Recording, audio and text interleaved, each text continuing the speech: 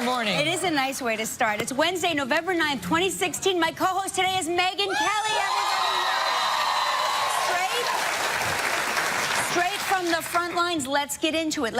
We have a new president of the United States. Donald J. Trump is the president of the United States. Well, president-elect. President-elect of the United States, right? Correct. I'm going to break it down by covers of newspapers here, and I think that this is sort of like representative of what we're hearing across the country. So we have the New York Post, then we have the Daily News. Yeah. House of Horrors. They're not a fan. Right? Then we have the Wall Street Journal, which shows you sort of really, I think, how people felt last night. You know, there were two sides. There was this enthusiasm and this nervousness, no matter where you were. And of course, the New York Times has it down to the wire, says Newsday. Everybody was really sort of watching this election and the returns come in. And I've never seen a race, and you can get into this because you were really there broadcasting it, where they were, it seemed like counting, usually like they will call an election right away. It seemed like this was, they were waiting until 90% of the votes were counted. Well, I mean, in prior elections, last time around, 4 years ago, we called it in the 11 o'clock hour for Barack Obama. So we kind of figured we'd be calling it in the 11 o'clock hour. And what happens is you sit down for the exit polls, the first round of them at 5 p.m. Right. And that's when you first get, you know, a hint of how the night is going to go. And it was all bad news for Donald Trump in that first round. It was like, it's going to be a rough night for Donald Trump. Looking good for Hillary Clinton, probably going to call it for her in the 11 o'clock hour. This is happening at news agencies around the country based on the exit polls that we've been getting so far. And so this happened at all the news agencies. You go out there, you start anchoring the show, you start seeing the results, then suddenly the real vote starts coming in. And it was similar to what we saw in the lead up, which was what we'd been told by the pollsters was not matching the sentiment of the American people. Okay, so how do the pollsters get it so wrong? How did they get it that wrong? Because I was telling you backstage that I had people over at my house, and I know a lot of people had people over at their houses, and they were all watching in large viewing parties. And then within our group, everybody had some pollster on the inside in their group. Yep. So, and they were all giving us and everyone I knew incorrect information. So, well, what they think so far is that there really was a hidden Trump vote. You know, you heard some people talk about the hidden Trump vote.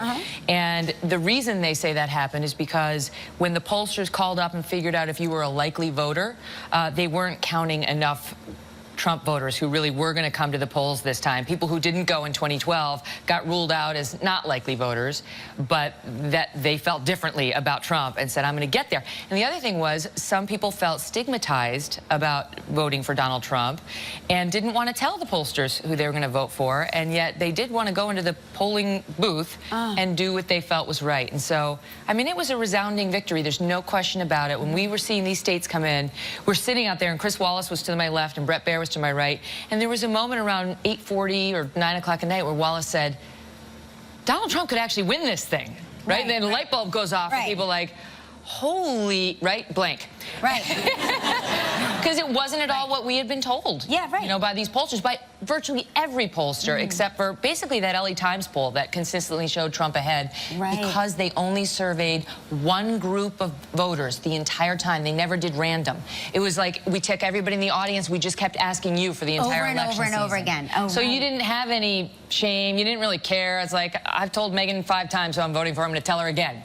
Wow. So that they got it right. How many elections have you covered, and have you ever seen anything quite like this in terms of pollsters not really hitting the mark? Well, I mean, in 2004, the exit polls were dead wrong, too. They said John Kerry was going to win. Same round of 5 o'clock polls said Kerry's got it locked up. I remember. And Karl Rove tells the story of having to break that news to George W. Bush. Like, but it worked out okay for him. Same thing happened last night. I've been on the air doing elections for Fox since 2006. I've never seen anything like this, and I don't think we're ever going to see anything like this in our lifetimes.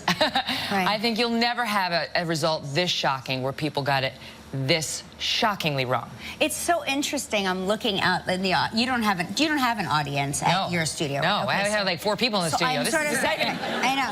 So I'm like staring out at the audience, and I've been trying to sort of take the temperature, you know, just sort of out in the universe today. Yeah. Like, and everybody has sort of the same look on their face, and I can't quite put my finger on it. Stunned? I'm just, yeah, stunned. It says, is that what it is? Hello? But you know what? It's after all of these elections, half the country's severely disappointed, right? And always half the country is thrilled, right? This happened 4 years ago as well, and it all winds up being okay. You know, so true. for the people who feel upset today, this is the United States of America, and it's the most glorious place to live in the world.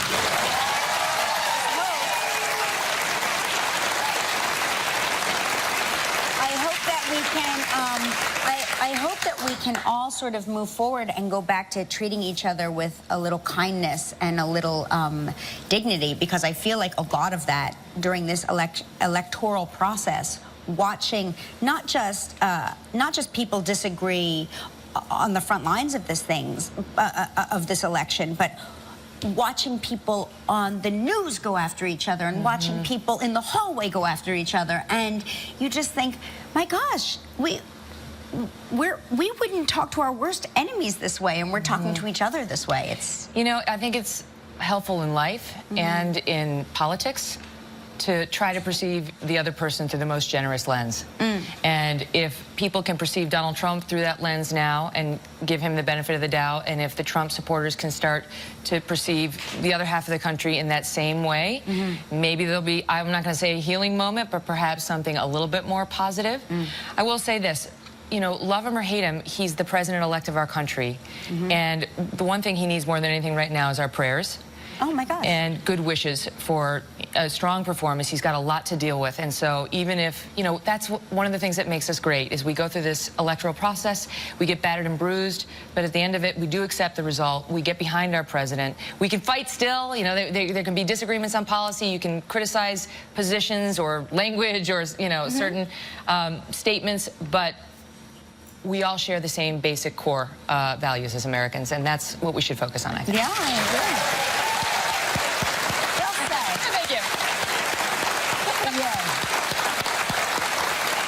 Do you feel like singing Kumbaya? Or is this just... I do. Okay. No, I do. I do. No, I just, like I said yesterday, was very thrilling for me because my son voted for the first time in an election, and when you know, and it's, when that happens, when you get to not only, like, your kids are still small, so it's all ahead of you, but when you see your child grow up and, like, comes home from college so we can go together to vote, it was just a very, it was major for me. It was a big day. I felt so proud of him. Yeah. And so this is what makes America great, is that we have the ability to have our voices heard. And it doesn't matter where you fall politically. This is our franchise, and we are so lucky because that people fought to give us these rights that we have. That's right.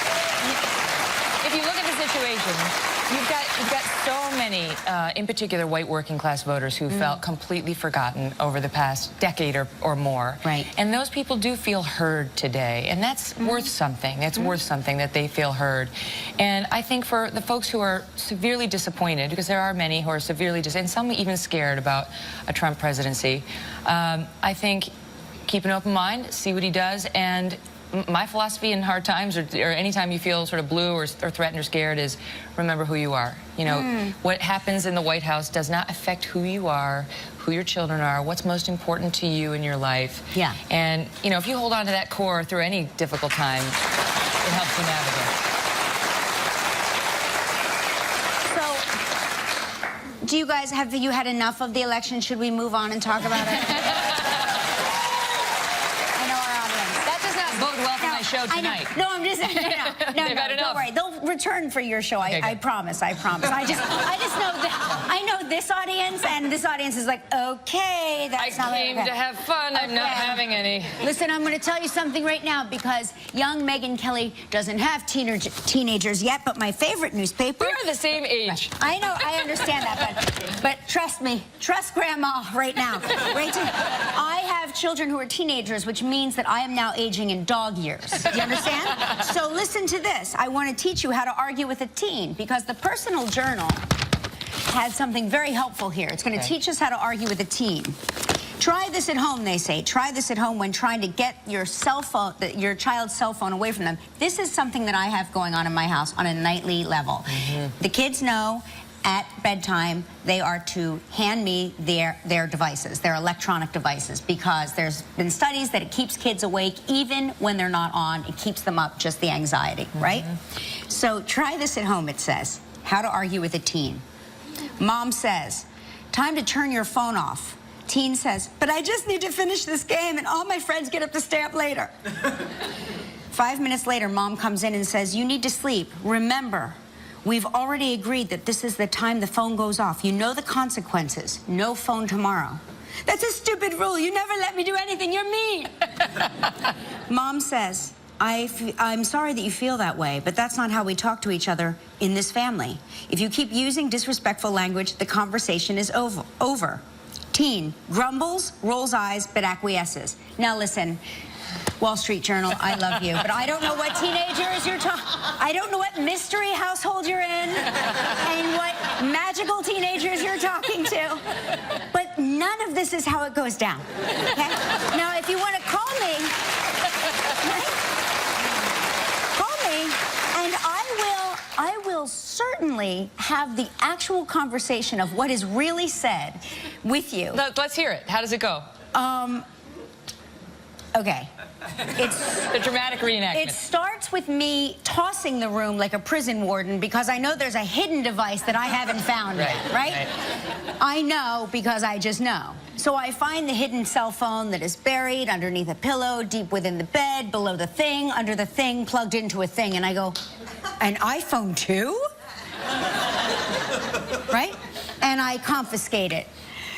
You're so cruel. I have perfect grades. Perfect grades. And I go, let's define perfect for a second. Can we define perfect? And then we get into how I'm the cruelest mom, I'm a busybody, I should... All right, now explain this to me, though, because in my fantasy world, I was raised by sort of no-nonsense parents, and so in my fantasy world, the way this is going to go when my kids hit this age is, give it to me right now. Right now. Go to bed. And then I'm out of there. I'm having a glass of wine on the sofa. No. Is that not...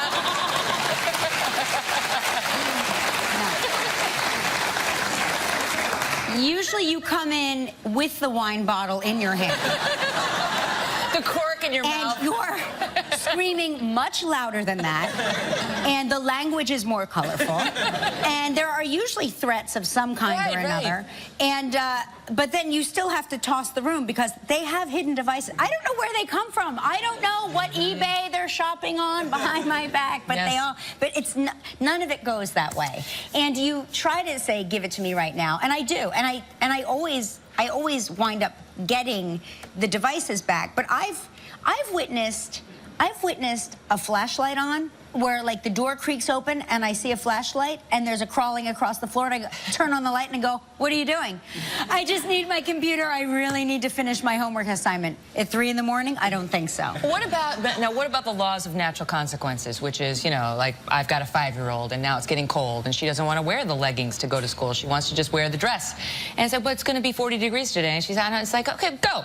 You're going to freeze. Good. Right. So what happens if you just let them stay up until 3 in the morning looking at the iPhone 2, and, you know, they're grumpy the next day and they don't have the assignment done? They don't get into college, and they live with you forever, and they live with you forever. You know what forever means? You never get rid of them. Never get rid of them. Listen, I want to be an empty nester. Here's why. Rob Lowe told me, in no uncertain terms, that once your kids leave the house, it is all nude all the time. Whoa, really? He said, Kelly, we have not put clothes on since the kids left for college. Okay, but you are Kelly Ripa, so you're looking forward to that. I'm thinking like... No. Oh, yeah, Okay. yes. All right. Yes. Right, nobody wants to see that. Yeah, No, nobody wants to see it. Well, I can tell you right now, there are several men in the audience. Let the illusion live. We'll just leave it at that. There's some women, too, going, no, I'll take a peek. So it starts with a beautiful product called Spanx. You're well aware. If you can put on a little self-tanner, it takes off like 10 pounds instantly. That's killer. It is... Self-tanner is the universe. Right? Yeah. It does everything you want it to do. If I went to Survivor Island and they'd be like, what's your thing that you took? I'd be like, oh, I took self-tanner. See, whenever people ask me that question, I always feel uncomfortable when they're like, what's your one like makeup item that you would take if you went to the desert island? And I'm like, well, foundation and eyeliner and concealer and I mean, like, I can't, and bronzer. I can't limit it to one, which must mean something bad about me. Well, no, it just means you're on camera. Think about when you're not on camera. Do you wear a stitch of makeup? Hell yes. You do? Am I a barbarian? I must be a barbarian. Oh my God. Honestly, and being on TV only exacerbates the problem because I'll give you an example. Sitting here right now, I'm so glad that you're seeing me from the left because this is my only good side. I'm hideous from the right. Don't look. I look good on the left. Like, I nailed it on the left. Okay, can I tell you? Okay. But over here, this poor audience over there is like, we know. So we should only pose for photos together because I have opposite good side that you have. It's now, perfect. Andy Cohen and I have the same good side, and when we pose for photos together, it's like we're at the prom. Like, we pose, nobody's willing to release the good side. But now I'm going to tell you a story that I've never told anyone, so dial in. It's the day after the election, so we're all in it together. I got bad Botox about, what was it, a year ago? Who's counting? Okay, who's counting? And it was bad. And it did something to my good side. So then I had two bad sides. Oh, no. No, I'm not kidding. I'm not kidding. So I won't talk about it beyond that, but it's starting to, like, I'm starting to look like myself again, but there was about a 6-month period where people were like, what's wrong with Kelly? She doesn't smile anymore. And I'm like, I am smiling. I'm smiling. Being in the public eye is so fun, isn't it? Honestly, I had a photo shoot not long ago for this magazine, and I was like, well, you know, my left side is definitely more attractive than my right side. And at first, the photographer's very nice, like, oh, no, you're beautiful. And then by the end, he was like, more profile, more. I left feeling like Phantom of the Opera. I was like, oh, my God, it's so much worse than I thought. What happened in utero? Like, my mom, I'm like, Mom. She's like, well, I only smoked in the last trimester. I could have been at NASA. I've got to say, I'm looking at you right now, and because I love a good side, bad side, I think you look very symmetrical. So oh my God, so asymmetrical. I'm telling you. Don't clap. That diminishes your earlier applause. No, I'm telling you. I think you look symmetrical. I'll let you know. Trust me. I'll put my glasses right on and get ready. Wow, she's right. She is up in there, isn't she? Wow, so early. No, it's very funny. When I first met my husband, and I remember he was driving the car, and I was sitting next to him thinking, he's looking at my bad side, and he thinks I'm a monster. Can I tell you something on that same score? So my husband, when we were first getting together, and you know, we first had a lovely night. We'll put it that way. Yeah. And you're having sort of that intimate moment where you're sharing something, and I said to him, I was getting ready to sort of lay out all my flaws for him, just to see if he would accept me, despite them. It's so helpful the way women do that. Right, of course. Let me read this book for you out loud and turn the page faster in case you can't keep up. Right. Yeah. And then they've signed on. They're stuck with it. Right. And I said, so do you have anything about yourself that makes you feel like insecure in any way, or anything you feel? And he was like, no. Yeah. Like, me neither. Well, that's good. At least you did that. He's just learning about the bad side right now.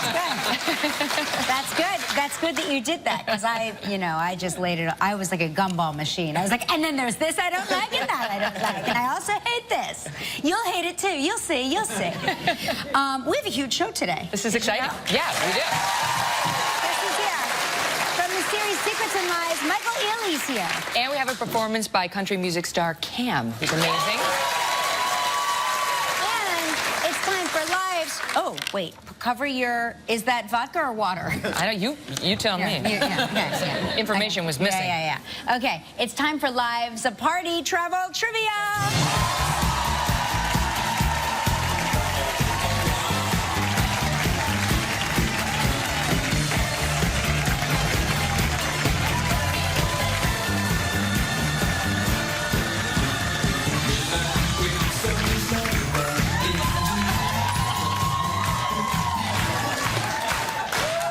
Is exactly like Fox News. Megyn was just saying they don't have any of this at Fox. We are doing it all wrong. I was going to tell you something. I was going to say take some of this stuff home, but guess what? During commercial break, men come out here and put all of this back into bags and reuse it tomorrow. Yeah. It's really sad. You got to work on a budget. I understand that. Yeah, but I mean... Can you imagine? This is what we should have done, like after the election results or certain states were called. Like, this should be the electoral map. It's like that, right? We're fun. Who wouldn't watch it? Our trivia dancer is Tyler Pauly from Pittsburgh, New York. Good job. Let's see who's on the phone. Bonnie Jean Bellavance from San Diego, California. You want to take her off? All right, let's see. There, Megyn. There we go. Yeah. Yep, there we go. Yeah. Okay. Got it? Hey, Bonnie. Good morning, Kelly. Good morning, Megyn. Hi. Oh, what's that? You got a fish there.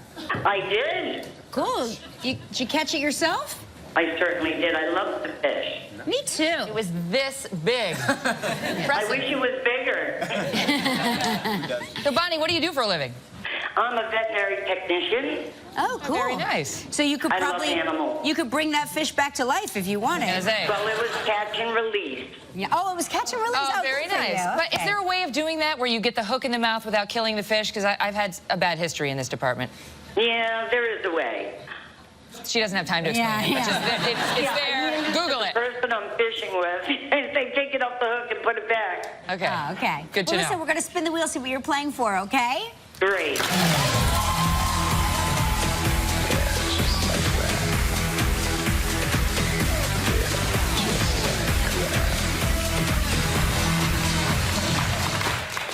Hey, the St. James's Club, Morgan Bay in St. Lucia, everyone. That sounds spectacular. That's right. 7 days, 6 nights in a one-bedroom ocean view suite. Sounds amazing.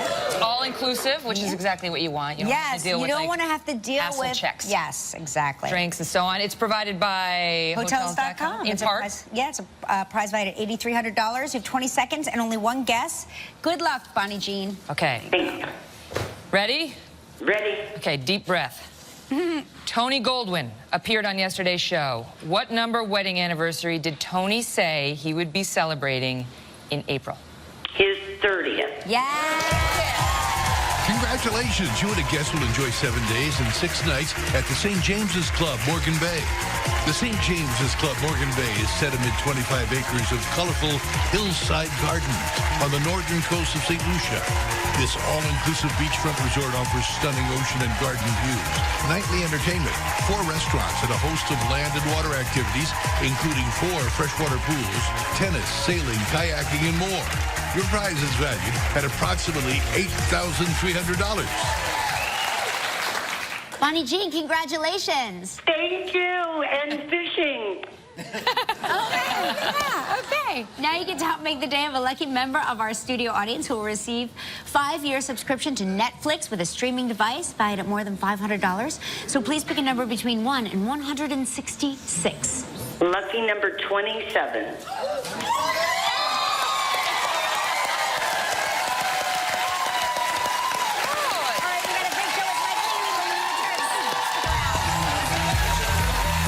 Still ahead on Live, a performance by country star Cam. We'll open up the inbox to your comments and questions. And coming up next, from Secrets and Lies, Michael Ealy. Hey, welcome back, everybody. On tomorrow's show from the new film Arrival, Amy Adams will be here. Oh, that's exciting. Yeah. Also from the World Series champion Chicago Cubs, Kyle Schwarber. Wow. Schwarber. Can you tell I'm not a sports fan? I mean, and hey, listen, somebody who is a sports fan, Alex Rodriguez will be here. He'll be my co-host. He's amazing.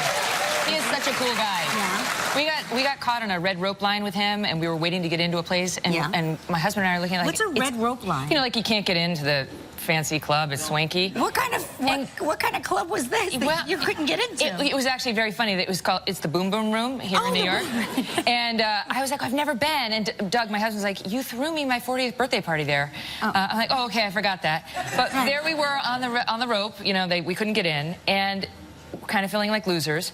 And there was A-Rod next to us. We're like, we're fine. We're all losers. A-Rod can't get in. Oh, that's good. That's exciting. You can ask him if he remembers that. Okay, let's see. He's starring in ABC's whodunit drama Secrets and Lies. Please welcome the talented and gorgeous, he sure is, Michael Ealy.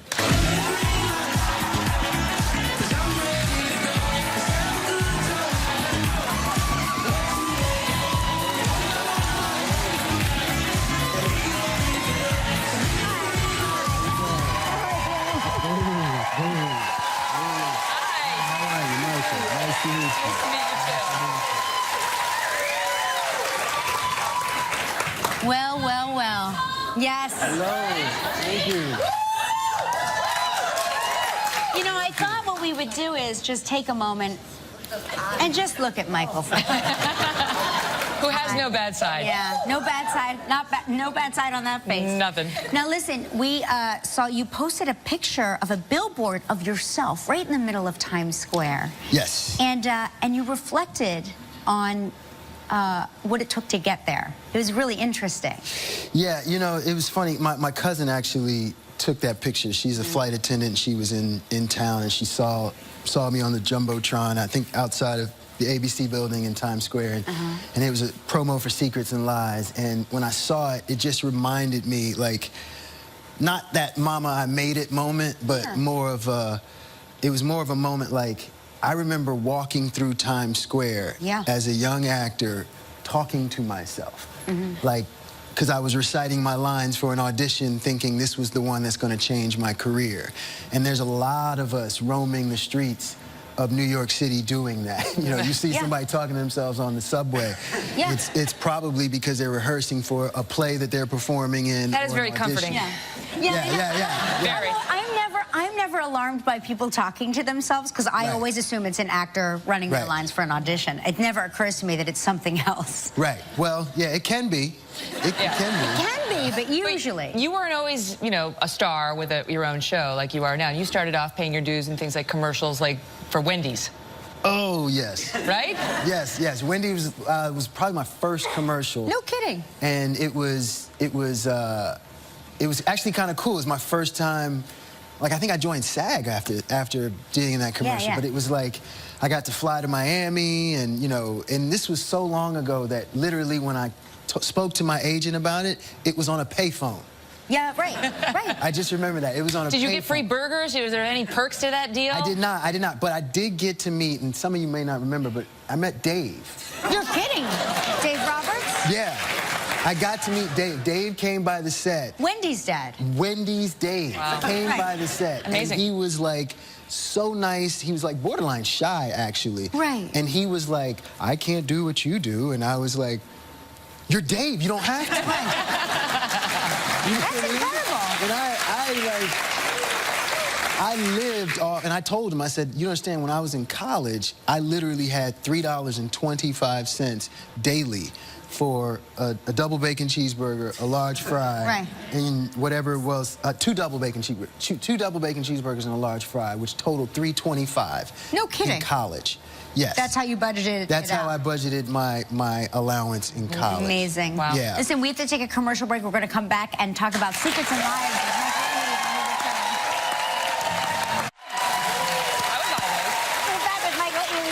Secrets and Lies. Now, they approached you at a certain point to do a Beyonce video. Now, I just want the people out there to know that I am available at any time to do a Beyonce. You've done one. I see you in Taxi Cab TV doing one. Well, that was a fake one that we made up here, but you said no. Yes. You turned it down. Why? What is the matter with you? The first time I was asked to do a Beyonce video, it was for a song called Irreplaceable.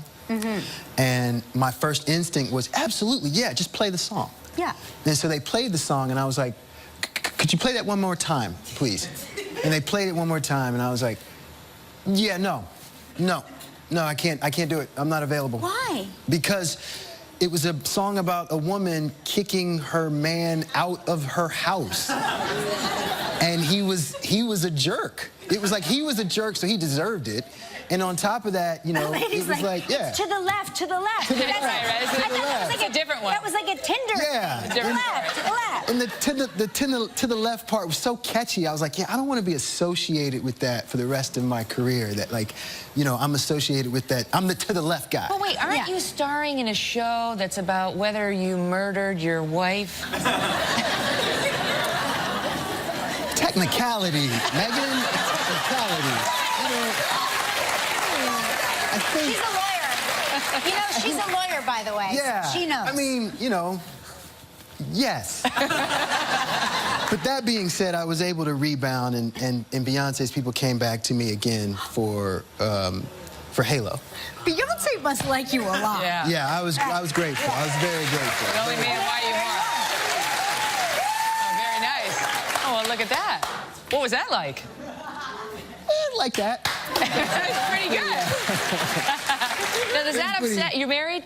Yeah. Okay, yeah. does that upset your wife at all? I wasn't married when that happened. Okay, all right. She was, which was great, you know what I mean? So there was, everybody was professional.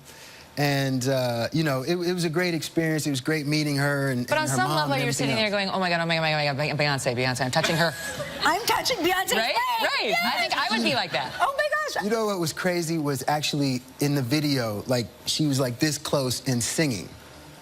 Like, she was lip syncing sometimes, and sometimes she would actually sing. And it was so hard to stay in character at that point because, you know, you're like, she's singing. No. Stop singing. Please just lip sync, because it's too much. It really is. It was a wonderful, wonderful experience. Too much goodness. Yes, it's I great. love watching you relive this in your mind. Yeah. Happy time. We have to take one more commercial break. We're going to come back, and Michael's going to reveal some secrets and lies when we return. Some secrets and lies, of course, with the great Terry O'Quinn. You must love working with him. It was, some of my favorite scenes of the entire season were with Terry. Yeah. When I first found out that he was signed on to play, like, my father, I was like, wow, because I just knew that, you know, in acting, it's kind of like sports. If you want to be the best, you got to play with the best. Right. And with Terry, it was just like, he does things that make you, in the middle of a scene, go, oh, okay. Right. All right, give me a second. Yeah. I got you. I'm coming back now. And so those kind of things would happen to me in the Where midst you of start being watching in the scene? Where you're watching him work, and you're just like, it's flawless. Yeah, But in this thing, you're trying to, the audience is trying to figure out whether you're a murderer, right? And you're playing this role. Do you know, do you know as the actor whether this character is in fact guilty? Yeah, it's one of those things where I was given the opportunity to know. So Barbie Kligman, the creator of the show, said, do you want to know the outcome? And I said, I said, give me 3 days. And I thought about it, and I said no. Really? So everything you see me playing in the show is completely organic and fresh, and I did not know who the killer was until the final episode. Now you know. So interesting. Now I know, yeah, because we shot it. Yeah. We shot it already. But what's the answer? It was, you know. Tell us now. You guys want to know right now? Yeah. Spoiler alert. You don't want to know. Okay. Stay out of this. It looks like we're split down the middle. Yeah, imagine that. Imagine that. Imagine that. Listen, the name of the show is Secrets and Lies, Sunday nights at 9 p.m. on ABC. Make sure you check out Michael Young, Secrets and Lies. Up next, Cam is here to perform. Don't go away. Hey, welcome back to the Inbox. The Inbox, everybody. Annie Winter Gardner says, so happy to hear Megyn Kelly talking about bringing the country together and makeup this morning. So that's nice. We covered all of our bases. All right, now wait, I have one for you. This is from Roger, Ontario, Canada. I don't know why you, Kelly, don't wear your glasses more often. They make you look like a sexy librarian. Your book is overdue. Diana Hinkle from, now I can't see, Cumberland, Maryland. I found your opening comments, Megyn, very uplifting and gave me a more positive feeling for the day. What is this thing we're doing now? Positivity? Is that what this is? I'm in news. This is very unfamiliar to me. No, I'm sorry. This is entertainment. We are positive. Is this happiness? Is that what I'm feeling? Is this the feeling you're not used to? No, this is very foreign to me. She's not used to this feeling of happiness and joy. Yeah. No, honestly, a couple years ago, I had a long talk with my assistant. I'm like, wait, you mean you're happy? Whatever. Okay, Greg Eversole, Hamilton, Ohio, says, you need to know that I have crop circles in my yard. It's where the aliens landed when my kids turned 13 and sucked out their brains and returned them at 25. Oh, yeah. So it's just 12-year wait. It's a 12-year wait. I've got to wait till 25? You're halfway there. Oh, my gosh. Terralyn McNitt, are you kidding me, Megyn? You were awake when I went to bed at 4 a.m., and now you're on Live with Kelly? What are you on, and where can I get it? Be crashing right after this.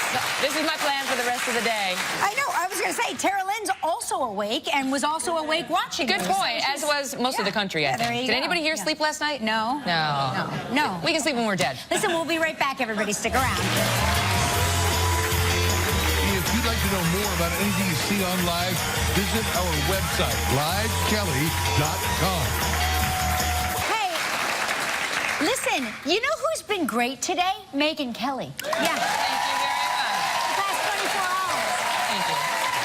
And Megyn has a book coming out on November 15th. Did you all know this? Megyn has a book called Settle for More. And speak about a good side. They captured it on the cover. Oh, thank you. The magic of retouching. So it comes out this Tuesday. Yeah. I'm going on your competitor, I guess, Dr. Phil. Okay. Because the book title is based on his saying the only difference between you and someone you envy is you settled for less. Oh. So settle for more is my life philosophy. It's helped me a lot. Yeah. The motto around here is just settle. You have enough. Yeah. Anyway, I look forward to seeing that. Thank you for having me here. This has been so fun. I'm glad you came here. You guys are great.